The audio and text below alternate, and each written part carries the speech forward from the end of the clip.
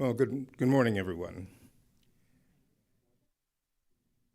My name is George Moose, and as the acting president of the United States Institute of Peace, it's my pleasure to welcome you all this morning to this special event on disability inclusion and peace building. And I also want to welcome all of those who are joining us online this morning.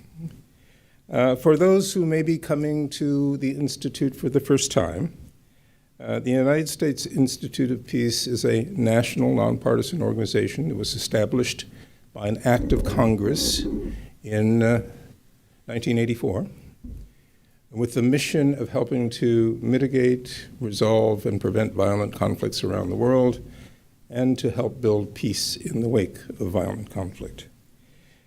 And our discussion this morning, I think, is particularly timely. Since Tuesday, December the 3rd, was the International Day of Persons with Disabilities.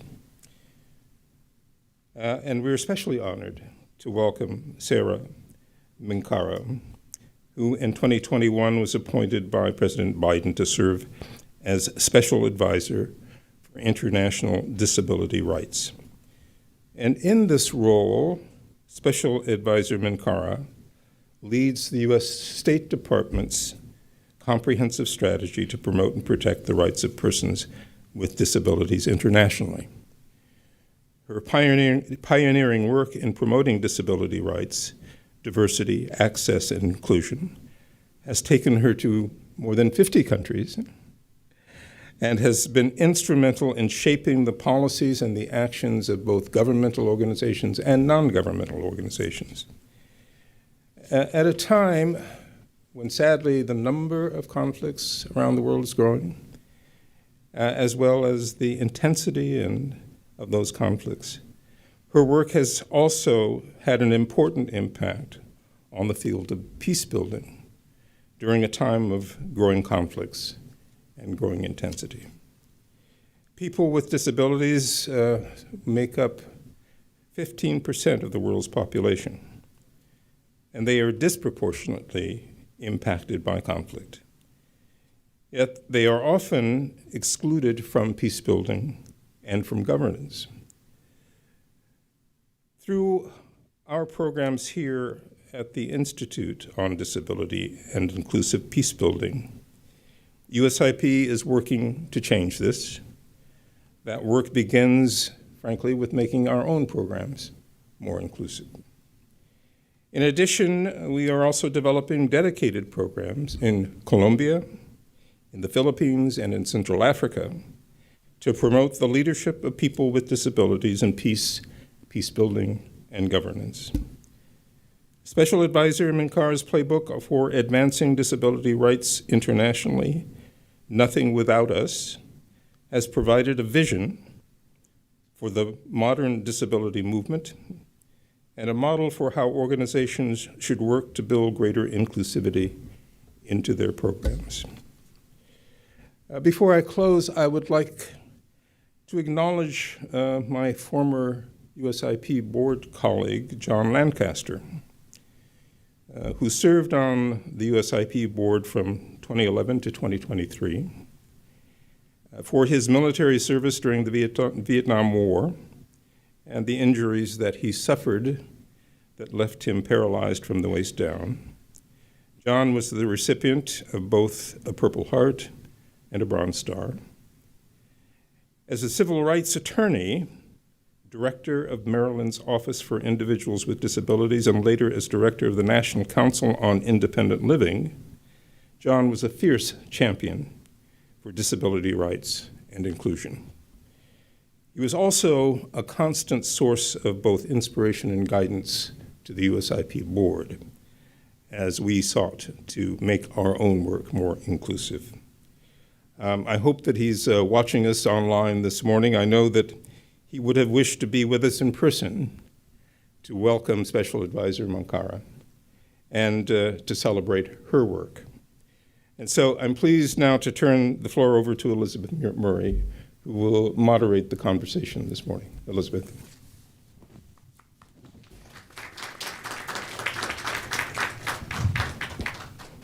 Thank you very much, Ambassador Moose and Special Advisor Minkara. Let me echo Ambassador Moose's welcome. We are so honored to have you here today and very eager to benefit from your expertise on inclusion. Likewise, a very warm welcome to everyone who's here with us in person and our audience online. Thank you for joining us for this important conversation on disability inclusive peace building. Over the next half hour or so, I will ask the Special Advisor a series of questions on disability rights, disability and conflict, and disability inclusion in foreign policy. And then we'd like to give our audience a chance to interact with the Special Advisor. We will have time for a few brief questions or comments from the audience members here in person, and we will also take questions from online. So if you're watching us online, please feel free to start putting your questions in the comment box. Special Advisor, I'd like to start with a framing question. Your role involves working with U.S. partners around the world to advance leadership on disability rights. But unfortunately, what we've seen is that people with disabilities are often left out of conversations on conflict and peace building. So can you start by telling us why it is critical to include people with disabilities in peace processes and peace building?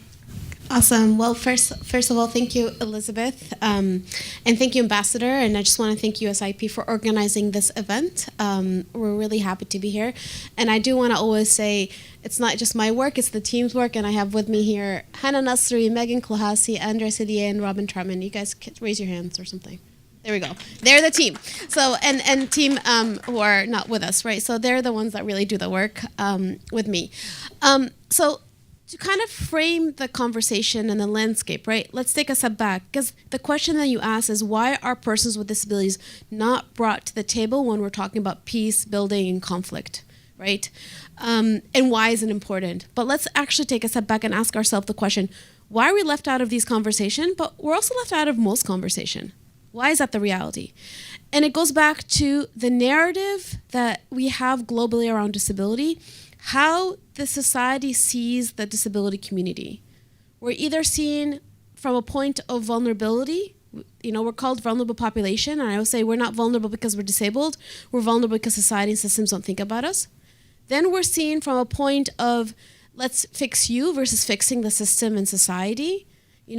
I would rather fix you, there's something wrong with you, versus fixing the society and system and making policies and systems and society and spaces more inclusive and accessible for all and breaking down barriers. Then society might say, okay, you want us to fix? It's a special thing, it's a different thing, it's a burden, it's costly, it's an add-on. And I want to emphasize on the costly, right? We're seen as to fix the system, it's going to be so much harder work, it's more costly, it's difficult, a burden, because we're not seen as part of the norm. We're not seen as part of the baseline of the system. We're seen as an add-on. Those are three narratives that still exist all over the world. And we're still not seeing that actually when you bring us to the table, not only when you break down barriers so we are able to be at the table, this benefits everyone, actually, when you make a system society inclusive and accessible for all, but you're also bringing our voices of contribution versus we become individuals of burden, becoming a burden to the society.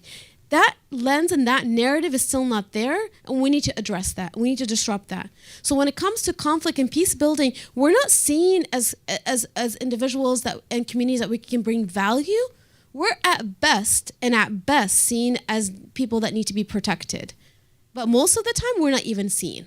And I think this goes back to the question, how can we how can we really disrupt and say, we are no longer an acceptable loss when it comes to conflict and crisis? Because right now, we are an acceptable loss. And this goes back to the point of we're not counted. We're not documented. Data is not collected. Disaggregated data is not collected.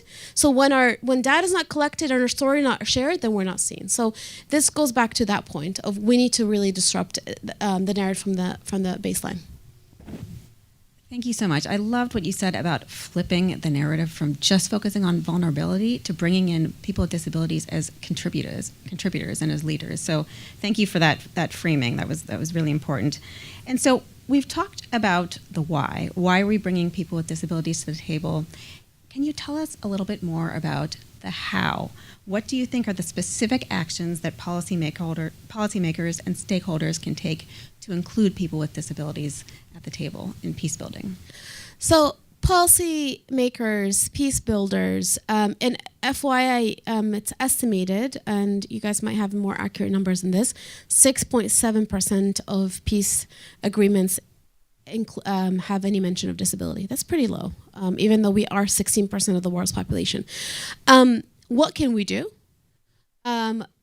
First, how do you intentionally bring the disability community to the table? There's organizations of persons with disabilities across the globe in our local communities. How do we intentionally reach out to them, bring them to the table, and not just from a technical lens? And I'm going to emphasize that. So many of us might just want to check off the box. Okay, this community, this community, this community, it's just checking off the box. I really want us to internalize and reflect and understand and see and believe that bringing the disability community is not only the right thing to do because it is a community that's part of our society, but it brings value. So please make sure you're reaching out to your OPD community. Please make sure you're bringing these voices to our media, social media spaces. Please make sure you're constantly asking the question, is the disability voice reflected? And that is part of everyone's work. It's not part of one specific policymaker sector. No, it's part of all of our work. So all of you in this room and virtually listening in, make sure, think about what work are you doing and how do you intentionally reach out to the disability community to be part of that work. Thank you. I thought what you said about not checking the box was so important. It's about bringing the OPDs in from the very outset of a program, of a process, so that they can be contributing their expertise for the entire time. So thank you for flagging those important actions. And just to that point, like you said, bringing the disability voice from the design of the program, the thought of the program, the design of the program, the implementation of the program, the evaluation of the program, accountability towards the program. I've had so many conversations with folks and say, well, we do have a disability policy. Well, where's the accountability on the ground? Because when it comes to crisis, this is where we lose accountability a lot of the time. And people with disabilities are disproportionately impacted. We need to create more accountability, and we need to bring the disability voice from the beginning, like you said. Absolutely. People with disabilities as trainers and experts as well, I think. I'd like to talk a bit about your work. I have several questions about your work, and I'm sure those in the audience will as well. One of the goals for your office is to promote the human rights of persons with disabilities in countries experiencing crises. I was wondering if you could speak to some of the initiatives that your office and the State Department have pursued to this end in conflict zones, please. So high level, from the beginning when we set our strategy for our office and our work, one of the main priorities is disability in moments of crisis, right? And understanding that there's many layers to that. There's disability. How do you bring the disability voice into the emergency planning for governments and policies? It's, I think, only 8% of emergency plans when it comes to climate crisis actually bring in the disability voice. It's pretty low. So emergency planning. Then when a crisis hits, there's many gaps when it comes to humanitarian assistance and evacuation when it comes to disability in crisis and the community not being able to reach the aid and assistance. Then when we talk about negotiation, when we talk about peace building, when we talk about recovery and reconstruction, it's all these different layers. So a couple things that we've done is we focus a lot on Ukraine, and from the beginning moments of really understanding where are the gaps for people with disabilities in Ukraine in terms of reaching humanitarian aid, accessing bomb shelters, evacuation, etc. And then also Ukrainian refugees with disabilities that we went out to Moldova and Romania to understand their needs and their gaps and their challenges. And then now with the recovery, reconstruction, how do we ensure accessibility is baked into all efforts when it comes to Ukraine recovery, reconstruction conversation? There's still more work to be done. But on even a higher level, we've joined the Munich Security. We attended the Munich Security Conference this past February with the Secretary to talk about disability and security. We've had conversations with NATO. Right now there's a women, peace, and security strategy within NATO. How do we have something similar on disability, peace, and security within NATO, right? There is a UN Security Council Resolution 2475, but there needs to be more focus on that when it comes to the global community and implementation of disability, peace, and security. So there's a lot of different efforts that our office has been doing, but also from a very technical lens, that playbook that you mentioned, that has been distributed to all of our U.S. embassies, it illustrates how disability is cross-cutting, including crisis, and how we need to make sure that disability needs to be part of that. Thank you. And you actually touched on my next question, which was about preparation. It feels like so many efforts with governments, with organizations like ours, are focused on responding to crises. And so I'm curious if you have any additional recommendations about how to support the disability community to be more involved in preparing for conflict and natural disasters. Really good question. It goes back to the point of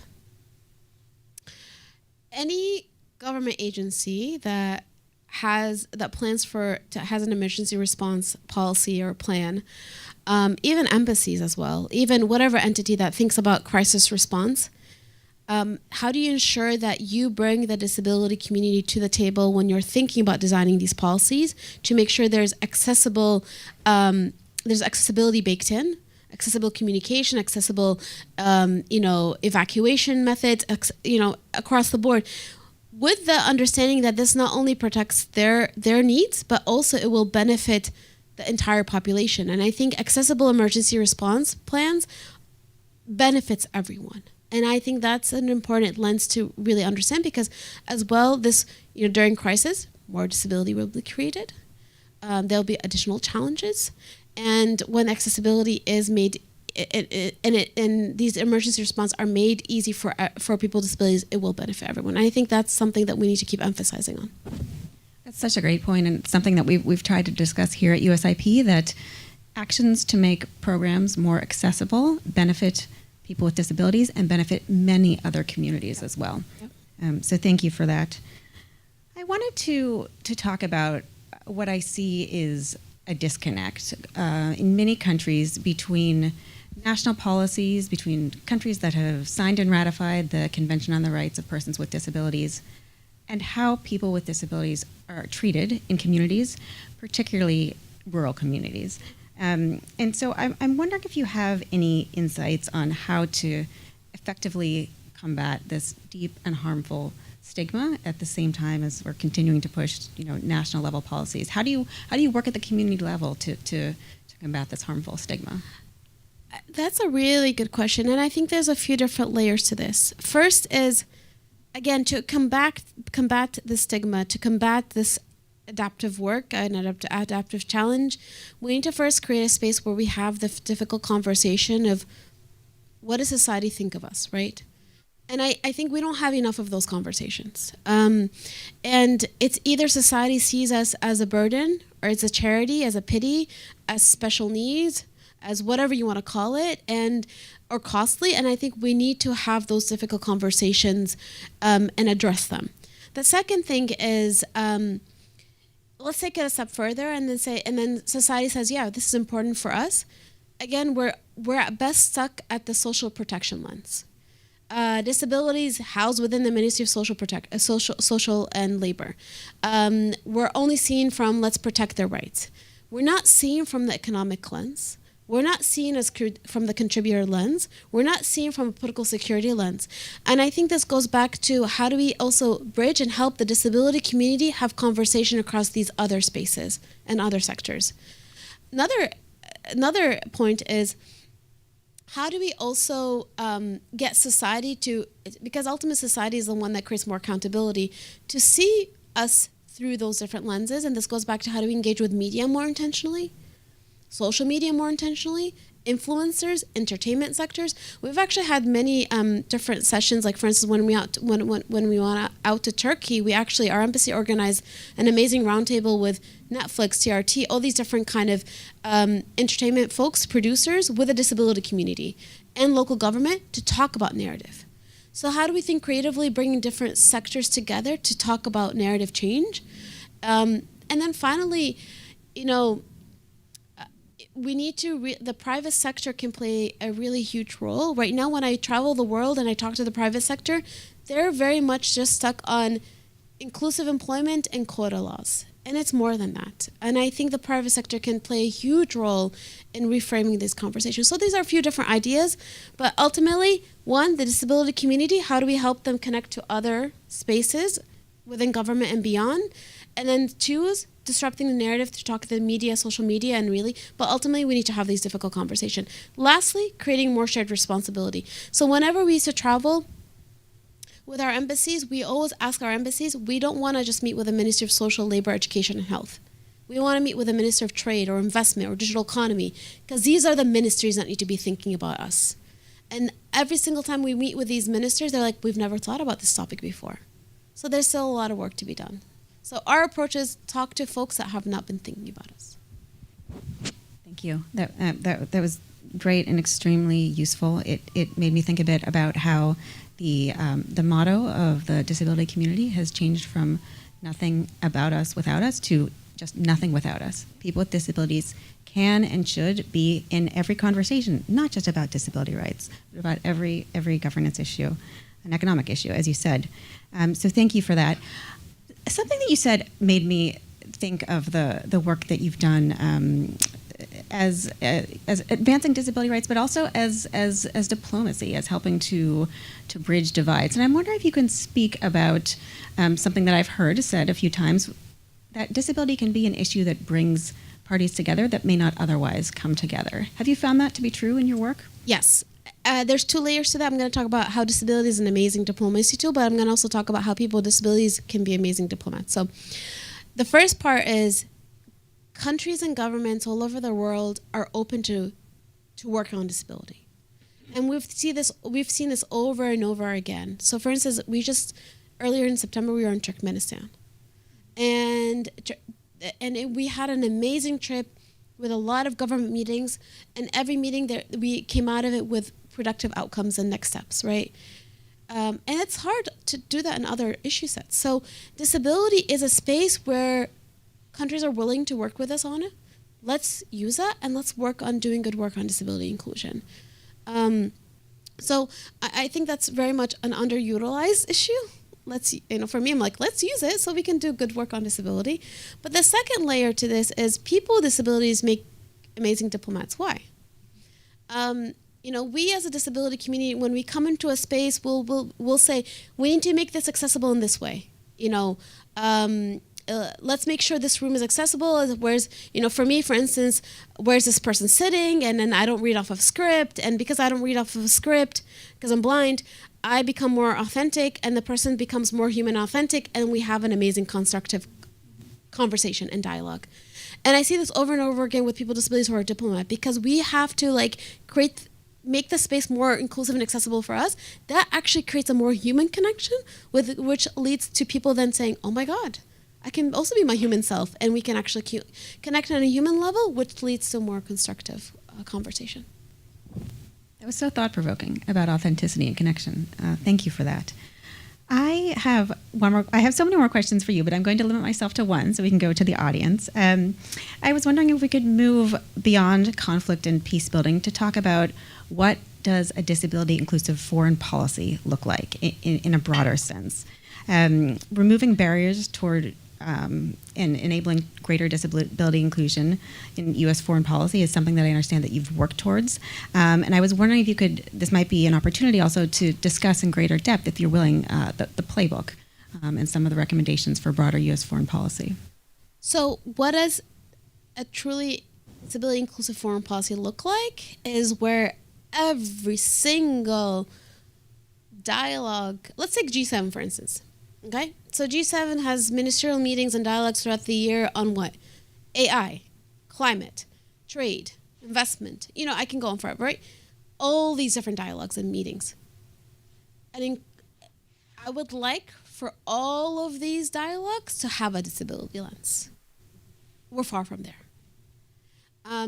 I would like our colleagues that are working on AI and the AI ministerial meetings to have an AI and disability lens. Climate. And again, not just from a social protection lens or protection lens, but from a lens that we can be innovators and problem solvers and contributors to the AI world. People don't realize so many technology and so many innovations actually came from the disability community. Text messaging, for example, or the automatic captioning on Microsoft Teams. All these different things. But again, we don't know that, right? So, and society is not thinking about that. So disability inclusive foreign policies where every single minister that is leading these different topics understand that disability should be part of it. Thank you. That was really powerful and an important, I think, rallying call for everyone in the room and everyone online. These remarks were so rich, and as I said, I could converse with you for so long, but I'd love to go to our audience. So I'd invite anyone in the room who wants to ask a question to raise their hand. We'd ask you to state your name and your organization, and then offer your brief question or comment. And we'll also be taking questions from online that will be brought up to the stage soon. So please, anyone in the room, we'd love to hear from you. Yes, hi, I'm Jake Goodman. I'm with the Mediators Beyond Borders Disability Mediation Working Group. And I also used to actually I was interned at the State Department and, worked with Sara Minkara on a couple things. I remember you. And I'm actually, trying to get back into, that field more professionally. Oh, okay. And I actually took the Foreign Service Officer test recently, but because I agree, we need more people with disabilities in the diplomatic community, but as we do realize that, we also need to realize that right now there are, threats to the disability community from various angles, in terms of, whether, rise of certain authoritarian regimes trying to roll back DEI protections, even, here in our own country with, the incoming administration's critical aim at a lot of, DEI and, quote unquote bureaucratic overreach that they think is happening.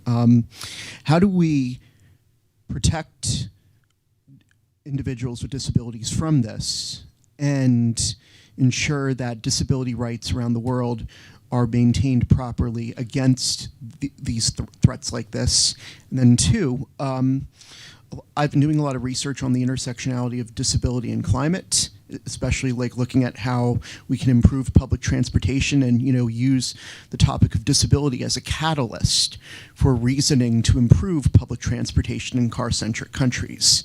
How can we promote this message in like the UNFCCC framework and, in the global climate lens when it's often undermined and not talked about? Thank you so much for these questions. So on the last part, I think what's important is for the disability community in the field of climate to partner up with mainstream climate organization that can help amplify and elevate this work and really bring it forward. And then I would say on the other hand, mainstream organizations that are working on climate, my ask always is, how do you make sure you're bringing the disability community forward? And a side point to this is, in traveling the world, I've had conversation with, women organization, pro-democracy organization, all these different things, and a lot of times they're not thinking about this disability lens too. So I think we need to make sure we're intentional with intersectionality and making sure that, so this is not just government work, this is also mainstream civil society needing to be bringing the disability community more intentionally forward. How do we protect the rights of individuals with disabilities in certain countries and spaces? I think, again, civil society plays a huge role to create more accountability with their government. I think we need to be sharing a lot of these perspectives through media and social media. And I think partnership and allyship is really important to help create more of that consistency and that power and also showcase the importance of making sure people with disabilities are at the table. One last point that as you were talking, it made me think about a question that you asked me earlier, Elizabeth, and I wanted to just share. We also need to bring this topic forward in our public policy schools, our academic institutions. Academic institutions are focusing on public policy. A lot of them are not thinking about disability and the intersection of disability policy into this work in a cross-cutting way. And students are graduating, becoming policymakers, joining agencies like the State Department and beyond, and they're not thinking about this topic. So my ask of anyone that's working in the academic institution and spaces, make sure this topic is brought forward more intentionally. Again, not just from a social lens, from an economic lens and a security lens, et cetera, et cetera. So that's my ask too. Thank you very much. Can we turn to anybody else in the room who'd like to ask a question? And I know we have a few questions from online as well. Yes, please. Thank you so much. My name is Emily Hardman, and I also serve at the State Department in the Bureau of African Affairs. And I just am a big admirer of everything that the office does. But I partially work on programming, and I was really interested in some of your comments, Sara Minkara, just about how to incorporate accessibility and disability rights in all different aspects of programming, all the way from the design up through the accountability and the monitoring and evaluation of programming. And I'm wondering, in your travels and in the instances that you've had to kind of examine some of the programs around the world that focus on this topic, what have you seen be the most successful, or are there some disciplines that you would recommend as we look at advancing the topic of disability and inclusion in our programming? Thank you so much, Emily. So good to hear your voice. So I would say a couple things. Actually, USA just came out with their disability policy. They just published their disability policy, which I recommend everyone to take a look at it. I think that will be a good guideline for the work, and a huge thanks to Kathy Guernsey, who actually worked on it with her team. And then also in the State Department, we do have DRL Global Programming on Disability, Alison Aslan, who also leads a lot of this work. And the intentionality that they do when they are mapping out their programming and how to ensure that their programming are aligned to policy efforts and policy advancing certain policies. So I would look at it a few different ways.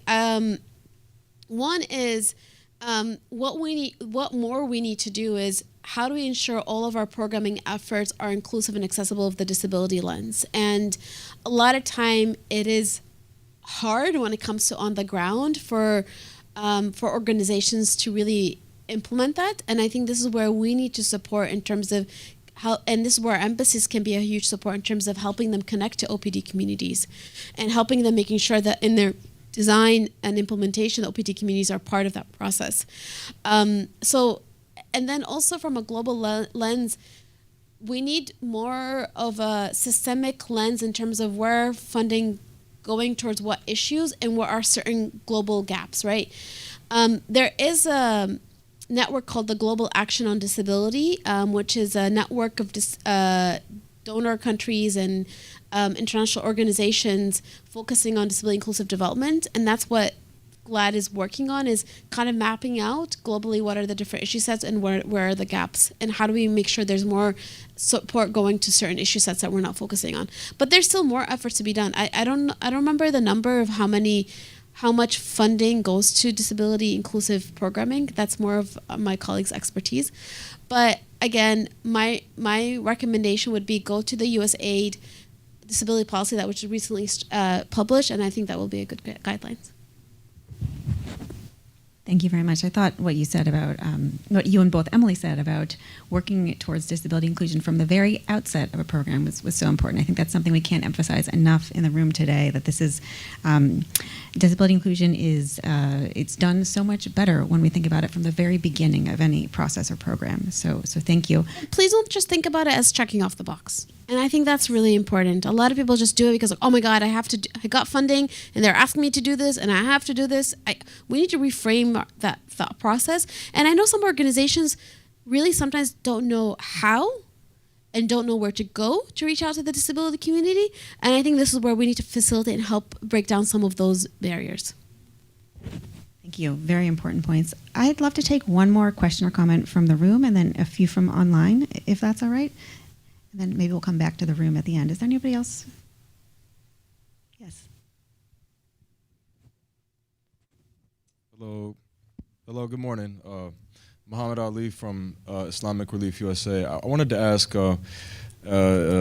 conflict crises seem, when you talk about just anybody, disabled or non-disabled, it seems difficult to help those find their freedom and to find their liberation and to find their safety. I wonder, is there any good examples you have, whether it's a current or historical example of those who are disabled having their health and their humanity preserved? Is there any that you can share that we can, kind of model off, especially when we look at crises across the world today, whether that be in Sudan or civil wars, and that still have enduring effects, like in Somalia and in other places. Obviously, we see what's going on in Palestine, and now again in Syria. So I'd love to hear, what your thoughts are in terms of if there's any current or historical models that we can look at in terms of where, those who are disabled have been protected. I don't want to be pessimistic. Trying to think.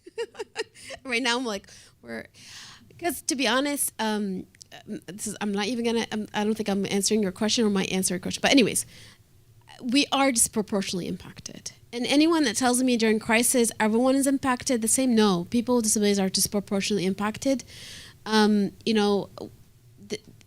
A blind father reaching out and saying, I don't know how to protect my family and my kids, and I don't know how to evacuate and protect them, and then next day he gets killed, right? Like, these are stories, like, because people with disabilities are not able to access information, access evacuation, access all these different things. So we are disproportionately impacted. I think right now, over time, Ukraine has built up a lot of different efforts to be more inclusive to the disability community. There were challenges in the beginning and gaps in the beginning. So I would take a look at kind of how Ukraine has done this over time. There's been great organizations like Fight for Right and other OPDs that really pushed on the system and spoke up and said we need to make sure disability is part of the framework of the humanitarian response and the effort. So, but in terms of best practices, I don't know, does anyone have a best practice? No? Yes?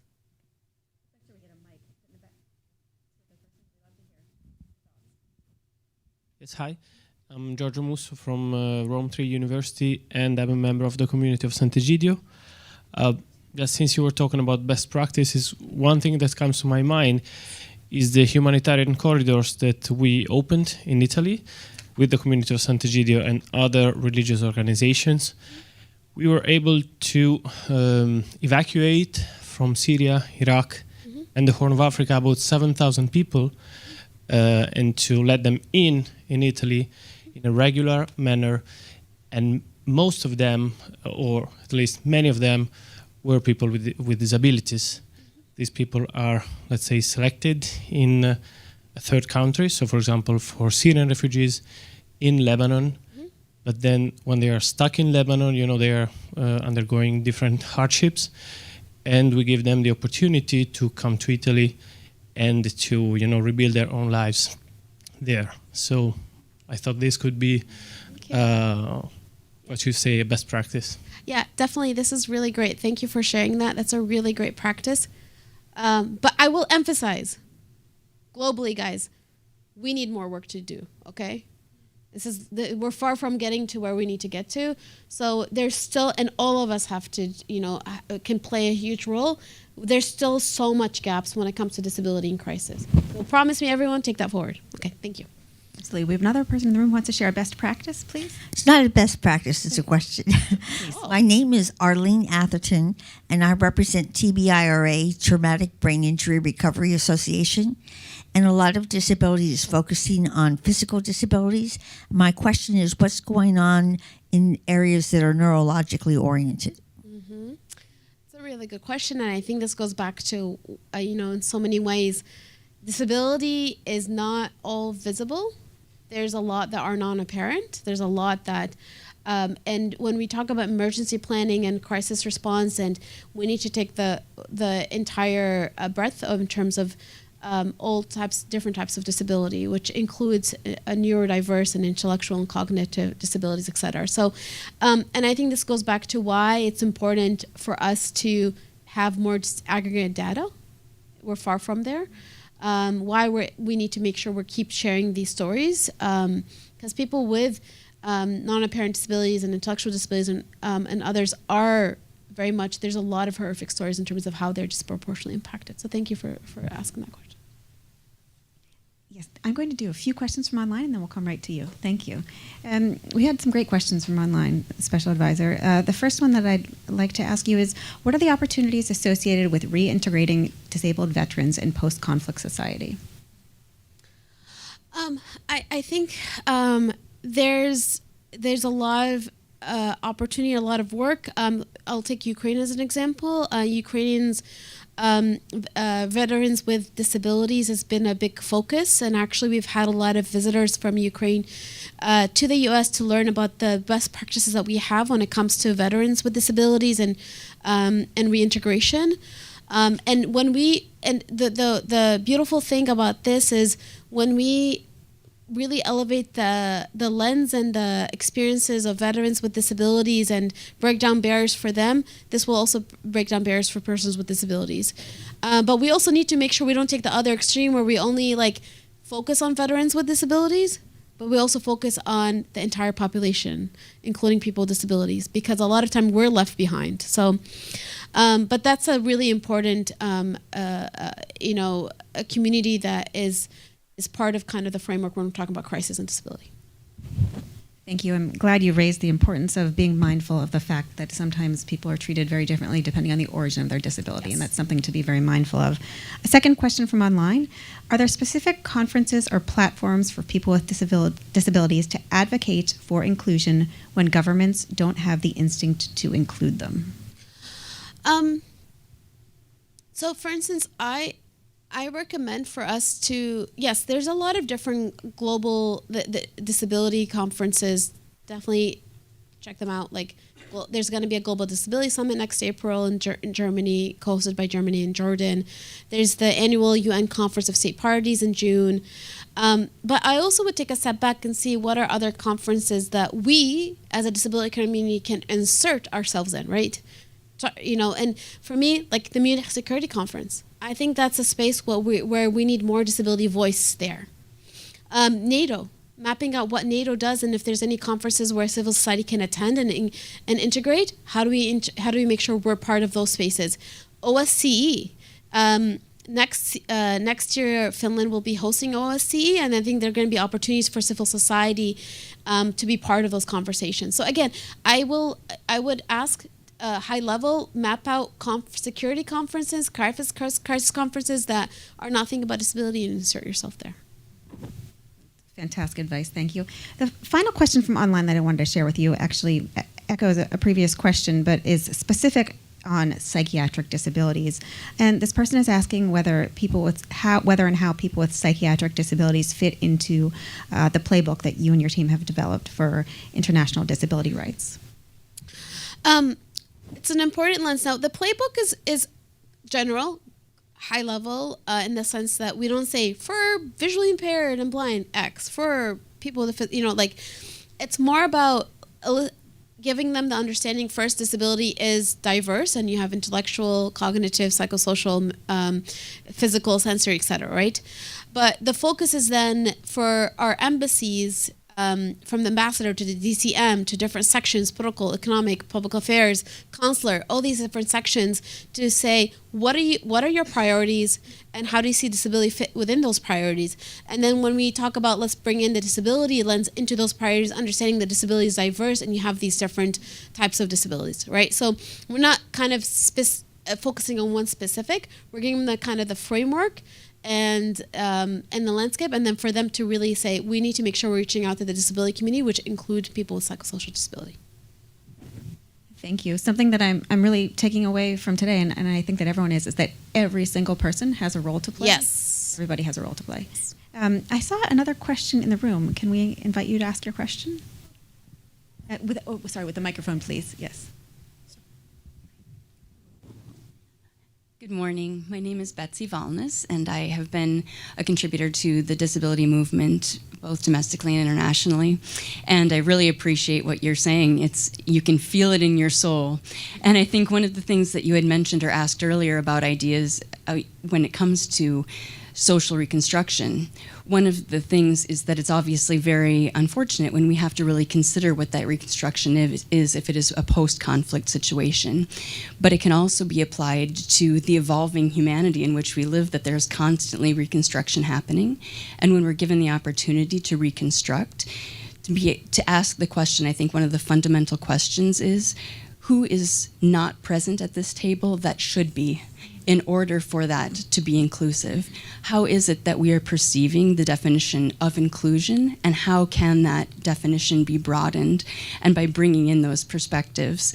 So I share that as just something that came from what you said that I think is really fundamental, and in an unfortunate way, when it's post-conflict, that has to be done, but there are other instances in which we can selectively pose for that to be done. So just if you have thoughts about that and what maybe your vision is there something that you are really working toward that you see as an ideal vision that would be fulfilling, or that you would find fulfilling?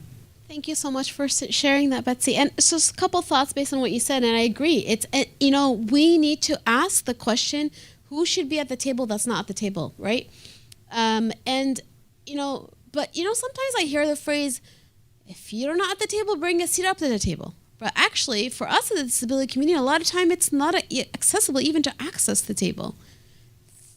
Physically, if you're deaf, if you're communication-wise, if you're blind, you're unable to, all these different things, you might not have able to even access the table. I was at a big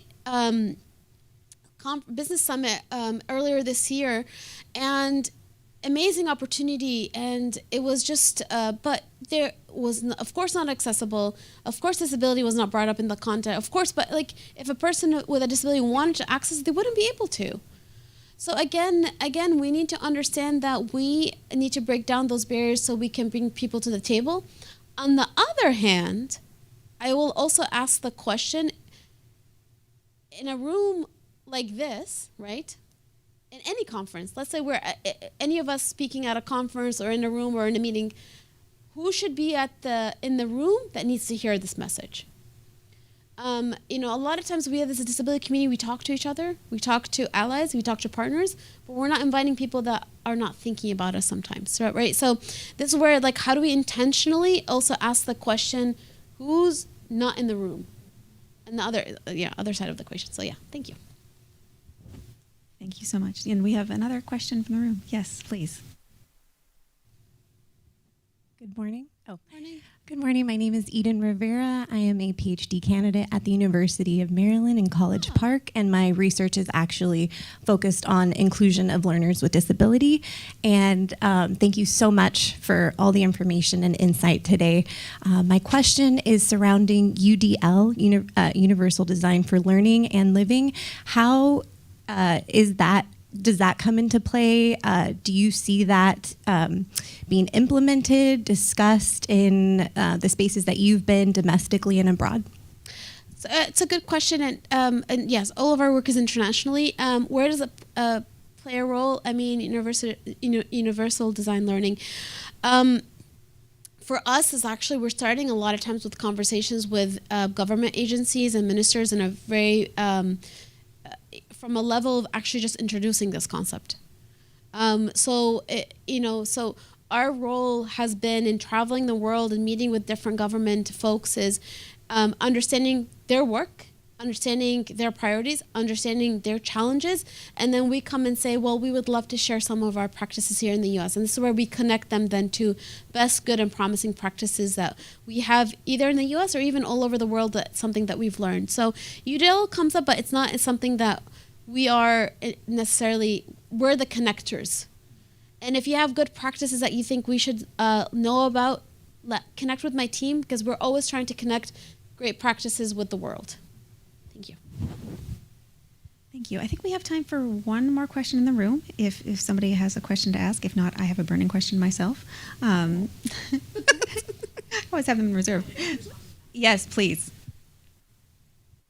Hello. I wish I had a fancy title, but I'm Emily Miner. I'm a student.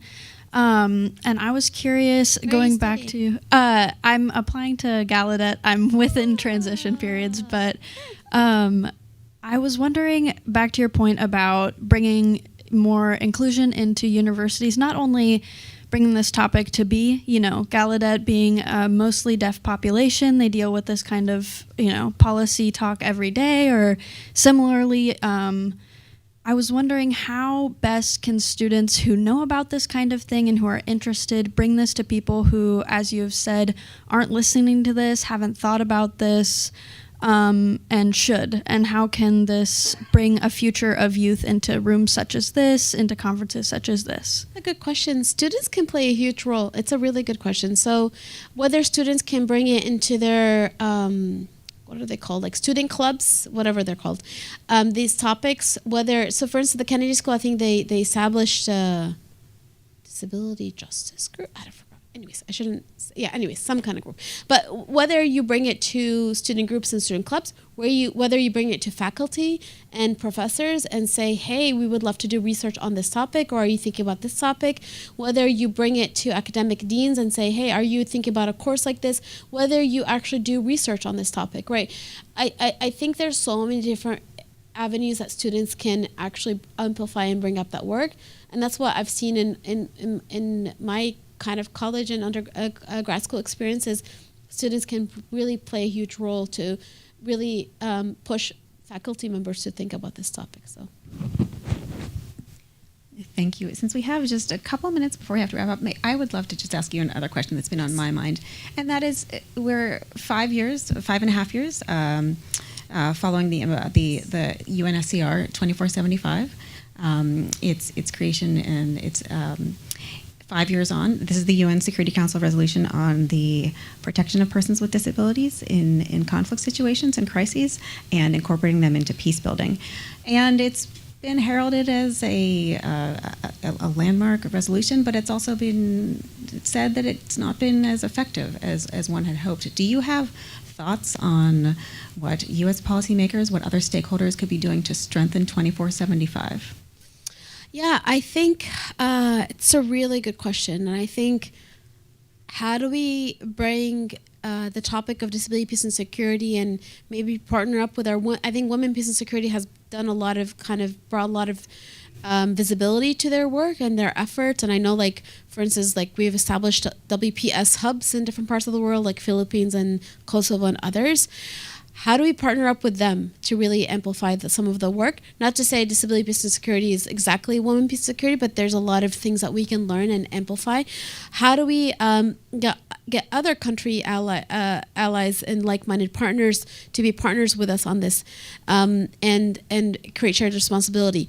This is where I would say, let's take a space like NATO, and how do we have a disability, peace, and security strategy within NATO, and really push on the implementation of UN Security Council resolution. So how do we bring this topic to the space of Munich Security Conference? So I think there's one, creating more awareness on this topic and different avenues. There's two, is thinking strategically what could be possible allies and partners, whether it is partnering up with Women, Peace, and Security, or whether it is partnering up with other security kind of partners.